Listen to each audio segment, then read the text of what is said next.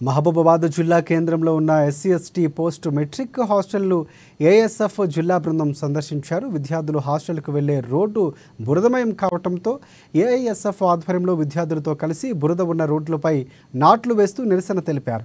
విద్యార్థుల ఇబ్బందులు దృష్టిలో ఉంచుకొని ఎమ్మెల్యే రోడ్డు నిర్మాణంకు నిధులు మంజూరు చేయాలని, హాస్టల్కి ఆనుకొని ఉన్న మట్టి కాలువను డ్రైనేజీగా మార్చాలని డిమాండ్ చేశారు.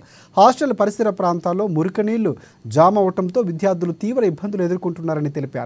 నియోజకవర్గ ఎమ్మెల్యే, అధికారులు, ప్రజాప్రతినిధులు స్పందించి శాశ్వత డ్రైనేజీ ఏర్పాటు చేసి హాస్టల్ విద్యార్థుల సమస్యలు పరిష్కరించాలని డిమాండ్ చేశారు. ప్రభుత్వం స్పందించని ఎడల జిల్లాలో పెద్ద ఎత్తున ఆందోళన కార్యక్రమాలు నిర్వహిస్తామని హెచ్చరించారు. భారత విద్యార్థి సమైక్య ఏఐఎస్ఎఫ్ మహబూబాబాద్ జిల్లా కౌన్సిల్ ఆధ్వర్యంలో స్థానికంగా ఉన్నటువంటి జిల్లా కేంద్రంలో 11వ వార్డులో ఉన్నటువంటి బాలుర వసతి గృహాన్ని సందర్శించడం జరిగింది. ఇక్కడ విద్యార్థులు పాఠశాలకు వెళ్ళాలన్నా, పాఠశాల నుంచి తిరిగి రావాలన్నా బురదలో నుంచి స్కూలుకు పోవాలి, బురదలో నుంచి మళ్ళీ హాస్టల్కి రావాల్సిన పరిస్థితి ఇక్కడ కనబడతా ఉంది. నైట్ పూట విద్యార్థులు టాయిలెట్కి రావాలన్నా, ఇటన్నా రావాలన్నా కూడా ఇబ్బంది పడాల్సిన పరిస్థితి ఇక్కడ కనబడతా ఉంది. స్థానికంగా ఉన్నటువంటి మున్సిపల్ అధికారులు స్పందించకపోవడం వల్ల వాటర్ కూడా, డ్రైనేజ్ సిస్టమ్ కూడా ఇక్కడ పూర్తిగా నిర్లక్ష్యంగా కనబడతా ఉంది.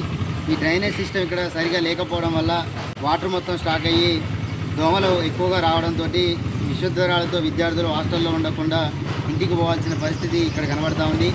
మేము అడుగుతా ఉన్నాం, ఇక్కడ స్థానికంగా ఉన్న ఎమ్మెల్యే గారు, మీరు ఎంత త్వరగా స్పందిస్తే అంత మంచిది.